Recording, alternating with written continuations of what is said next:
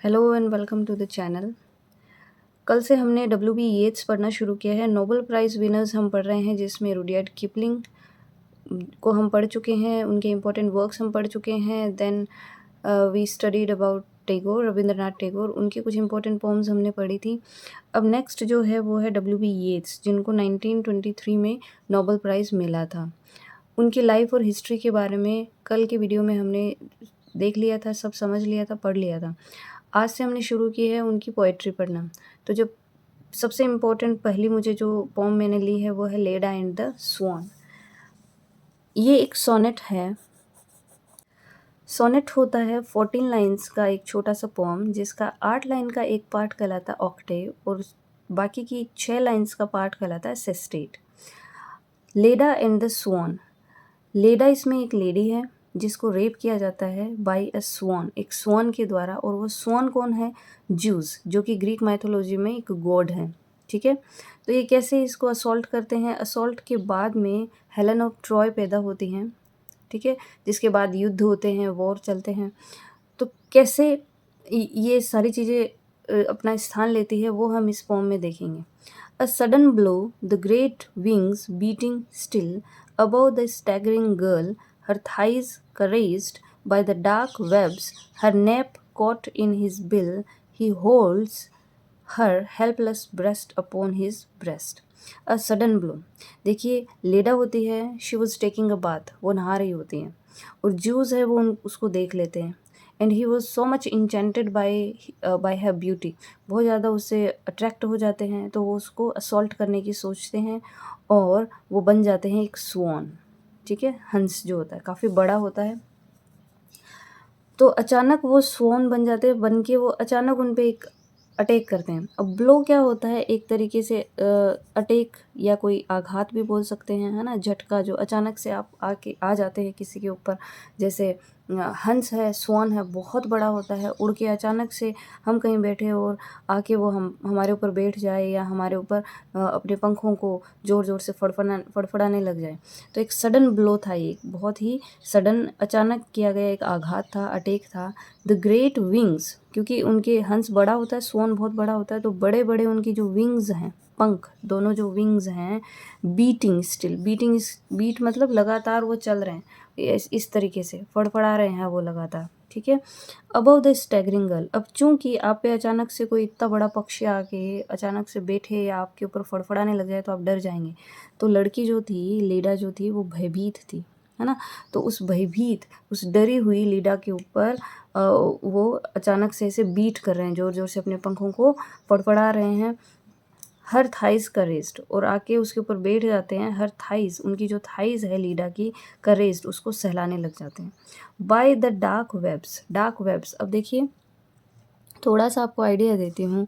जो इनके पंजे होते हैं उनमें इस तरीके से होते हैं ना, इनके बीच का जो स्किन होता है, कई जानवरों के आपने देखा होगा, मैं इमेज के थ्रू आपको दिखाने की कोशिश करूँगी। कई जानवरों के ऐसा होता है कि बीच का ये जो एरिया है ना, ये कनेक्टेड होता है ना, बाय स्किन, पतली सी थिन स्किन होती है, उससे ये जुड़ा हुआ रहता है। तो ये एक इस तरीके से, मतलब एक अच्छा सा वो बन जाता है ना, तो वो डार्क वेब्स उसको कहते हैं। ठीक है, तो इससे इससे वो उसकी थाइस को ऐसे सहला रहे हैं। Her nape caught in his bill, और नैप क्या होता है? गर्दन, गर्दन का जो बैक हिस्सा होता है ना, गर्दन का पिछला हिस्सा, उसको उसने पकड़ लिया है। किसमें? अपनी बिल से। बिल होती है चोंच, तो अपने जो पंजे हैं उनसे तो वो उसकी थाइस को ऐसे ऐसे सहला रहा है। और nape caught in his bill, और उसकी जो नैप है, गर्दन का पिछला जो हिस्सा है ना, वो उसने पकड़ लिया है। कैच की सेकंड फॉर्म ऑफ कोट, मतलब पकड़ा, इन हिज बिल, अपनी चोंच से। He holds her helpless breast upon his breast. Breast to breast मतलब गले लगाना। तो हेल्पलेस क्यों है? क्योंकि उसको कहीं भी कोई हेल्प नज़र नहीं आ रही है, सहायता कोई मिल नहीं रही है, तो वो एकदम हेल्पलेस है। और वो उसको कस के, ब्रेस्ट अपॉन हिज ब्रेस्ट मतलब अपने से वो उसको चिपका लेता है, उसको गले लगा लेता है। नेक्स्ट लाइन्स में वो कहता है, हाउ कैन दोज टेरिफाइड वैग fingers push the feathered glory from her loosening thighs.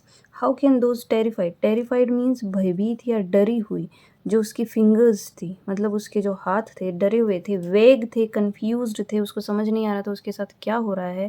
तो पुश मतलब वो कैसे वो अपना बचाव करे, उसको धक्का दे, उसको साइड में गिरा दे। हाउ कैन दोज टेरिफाइड वेग fingers push the feathered glory, feathered glory मतलब क्योंकि ग्लोरी क्यों यूज़ हुआ है, क्योंकि जूस थे, गोड थे, और वो एक स्वॉन के रूप में आए थे वहाँ पे। तो फेदर्ड ग्लोरी मतलब स्वॉन को कैसे वो दूर फेंक they from her loosening thighs, क्योंकि उन्होंने उसकी रेप करने के लिए उसकी थाइस को खोलने की कोशिश की। तो वो उस प्रयास में, जब वो ऐसा प्रयास कर रहा था, तो कैसे वो क्वेश्चन कर रहा है येट्स यहाँ पे कि कैसे वो एकदम डरी हुई, एकदम कंफ्यूज्ड से उसके हाथ थे, उसके फिंगर्स थे, वो उसको पुश कर दे, क्योंकि उसकी ग्लोरी अ, इतनी थी कि वो कंफ्यूज हो गई थी, क्योंकि ज्यूज़ स्वॉन के रूप में वहाँ आए थे और वो उसको असॉल्ट करने की कोशिश कर रहे हैं। वो एकदम डरी हुई है, कंफ्यूज्ड है, उसके साथ क्या हो रहा है, ये स्वॉन बन के क्यों आए हैं मेरे पास यहाँ पे। तो वो एकदम कंफ्यूज हो गई थी, उसको समझ नहीं आ रहा था, तो वो उसको रोक भी नहीं पा रही थी। फिर नेक्स्ट क्वेश्चन एक और है, and how can body laid in that white rush but feel the strange heart beating where it lies. और हाउ कैन बॉडी मतलब उसकी जो बॉडी थी, उसका पूरा शरीर है, लेड मतलब लेटा हुआ था, दैट वाइट रश जो कि किसके नीचे था, हंस के नीचे, उस स्वॉन के नीचे जो कि वाइट था एकदम कम्प्लीटली, बट फील वो उसको उससे अपना बचाव नहीं कर पा रही थी, अपने आप को प्रोटेक्ट नहीं कर पा रही थी, बट फील, लेकिन एक चीज़ वो फील कर पा रही थी, the strange heart beating where it lies. जहाँ पे वो लेटी हुई थी वहाँ पे उसको उसकी जो सांसें थी, उसकी जो हार्ट बीट थी बहुत अजीब हो गई थी, उनको वो थोड़ा फील कर रही थी, बस इतना ही उसको समझ आ रहा था। A shudder in the loins engenders there the broken wall, the burning roof and tower, the Agamemnon dead। अब होता क्या है, शडर इन द लॉइंस, वो अपना सीमन है, जो सोन था वो छोड़ देता है। लॉइंस होता है जो वूम होता है आपका, वहाँ पे उसको वो सीमन छोड़ देता है, जिससे फिर जन्म होता है किसका, एंजेंडर्स देयर, हेलन पैदा होती है उससे, क्योंकि लेडा है, लेडा की ही बेटी होती है हेलन। तो हेलन यहाँ पे पैदा होती है, और उसी हेलन ऑफ जो ट्रॉय थी, उसी से यहाँ पे जन्म होता है ट्रोजन वॉर का, जिसमें broken wall, the burning roof and tower and Agamemnon dead, जिसमें बहुत सी दीवारें तोड़ दी जाती है, रूफ और टावर्स हैं उनको जला दिया जाता है, और एगमन का भी डेथ हो जाती है, वो भी मारा जाता है। अब एगमन कौन था वो बताती हूँ। हेलन जो कि एक बहुत ही ब्यूटीफुल वुमन थी, बहुत सुंदर थी वो, according to the Greek legend, है ना, बहुत सुंदर थी वो। तो वो अपना हस्बैंड है वो किंग ऑफ स्पार्टा को बनाती है, लेकिन किंग ऑफ ट्रॉय का जो बेटा होता है पेरिस, वो उसको रेप कर लेता है, किसको, हेलन को, और हेलन को वो अपने साथ ट्रॉय लेके चला जाता है। यहीं से ट्रोजन वॉर शुरू होता है, और ट्रॉय जो है वो एकदम से पूरी तरह नष्ट कर दिया जाता है, क्योंकि देखिए स्पार्टा है, स्पार्टा की राजा की पत्नी है हेलन, और वो ट्रॉय का जो राजा का बेटा है वो उसको उठा के ले जाता है ट्रॉय। तो ओबियसली वो अटैक करेंगे ट्रॉय पे, और ट्रॉय को पूरी तरह से डिस्ट्रॉय कर दिया जाता है। अब एगमनन कौन था, ये ग्रीक आर्मी जो थी, एक ग्रीक आर्मी थी जिसकी हेल्प ली थी उन्होंने, उसका कमांडर था, ठीक है। तो ट्रॉय को इन्वेड करने के लिए, उस पर चढ़ाई करने के लिए, हेलन को वापस लाने के लिए एगमनन को भेजा गया था, और वहाँ पे ये मारा जाता है, ठीक है। तो ये ग्रीक आर्मी का कमांडर था जिसको हेलन को वापस लाने के लिए भेजा जाता है, लेकिन ये मारा जाता है। तो ओवरऑल इस पूरे स्ट्रेंजा में ये कहा गया है कि वो अपने आप को वो उसको स्वॉन को रोक नहीं पाती है, वो उसका रेप कर लेता है, और उस रेप के दौरान हेलन का जन्म होता है, और उस हेलन की वजह से पूरी स्टोरी में हेलन ही है जो इतने बड़े युद्धों का कारण बनती है, और बहुत से घर तोड़ दिए जाते हैं, रूफ टावर्स हैं उनको तोड़ दिया जाता है। एगमनन जो कि हेलन को वापस लाने के लिए एगमनन की हेल्प ली जाती है, जो कि ग्रीक कमांडर था, उसको वो भी मारा जाता है।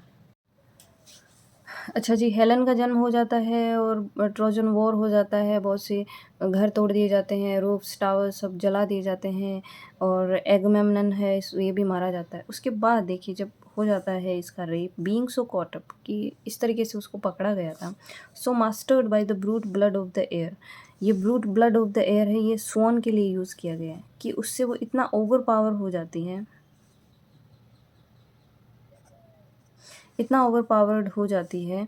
डिड शी, तो ये से वो एक क्वेश्चन रखता है, did she put on his knowledge, कि क्या वो उसका नॉलेज भी ले लेती है, मतलब क्योंकि उसको बाद में पता चलता है कि स्वॉन और कोई नहीं, वो एक गॉड थे, जूस थे। तो वो सवाल पूछता है, did she put on his knowledge, कि क्या वो उसका नॉलेज भी ले लेती है, उसका ज्ञान भी ग्रहण करती है विद हिज पावर, जैसा क्योंकि उसको पावर तो मिल जाती है, उसकी जो उसकी पावर उसको मिल जाती है, जो सेड्यूस करने के बाद उसका पावर उसको मिल जाता है, उसका जो शक्ति है वो उसको मिल जाती है, लेकिन क्या उसको वो ज्ञान भी मिल जाता है जो एक देवता के पास होता है, जो जूस के पास था। Before the indifferent beak could let her drop, indifferent beak, beak होती है चोंच, इनडिफरेंट मीन्स ऐसा कहा जाता है कि after the sexual act with female body जो मेल्स हैं वो डिफरेंट हो जाते हैं, मतलब वो बदल जाते हैं, है ना। तो इनडिफरेंट बीक, तो ऐसा ही उसके साथ हो रहा है कि वो उसकी जो चोंच है वो उससे छोड़ देता है, उसको कुड लेट हर ड्रॉप, उसको वो छोड़ देता है, क्योंकि ड्यूरिंग द रेप उसने उसकी चोंच को उसको पकड़ रखा है, अपनी चोंच सॉरी उसके गर्दन को पकड़ रखा है, उसके नैप को पकड़ रखा है अपनी चोंच से, लेकिन बाद में जैसे ही उसका काम हो जाता है, जैसे ही वो उसको सेड्यूस कर लेता है, वो उसको छोड़ देता है ना, छोड़ के वहाँ से चला जाता है। तो बीइंग सो कॉट अप, वो इस तरीके से जकड़ी हुई है, पकड़ी हुई है उसके द्वारा, सो मास्टर्ड, लेकिन वो एकदम ओवर पावर हो जाती है बाय द स्वॉन, है ना। ये यहाँ पे brute blood of the air है, ये स्वॉन के लिए यूज़ किया गया है, तो उससे एकदम ओवर पावर हो जाती है। Did she put on his knowledge with his power, तो वो उसको पावर तो मिल जाती है, तो वो पूछ रहा है कि क्या पावर के साथ साथ उसको उसका नॉलेज भी मिला, उसका ज्ञान भी मिला, क्योंकि ये कहा जा रहा है कि नॉलेज और जो शक्ति है, ज्ञान और जो शक्ति है, नॉलेज और पावर है, they can not be together, वो एक साथ नहीं हो सकते। Before the indifferent beak could let her drop, जैसे ही उसने उसकी जो बॉडी है उसको छोड़ दिया, वो वहाँ से चला गया, तो उससे पहले की बात कर रहा है। तो this was the poem Leda and swan, कैसे वो उसको रेप करता है, कैसे आगे वो जो हेलन है उसका जन्म होता है। तो क्या क्या है, लेडा को ये सब चीज़ें पहले से पता थी कि रेप का रिजल्ट क्या होने वाला है, ये सारे क्वेश्चंस उसने उसमें रखे हैं, और कैसे ट्रोजन वॉर होता है। तो this was a beautiful poem by W.B. Yeats. आपको कैसे लगी ज़रूर बताइएगा, कोई सजेशंस हो तो ज़रूर बताइएगा, पॉजिटिव कमेंट्स ज़रूर करिएगा। सो इससे मिलेगा मुझे motivation, and I will bring more and more videos for you. Thank you.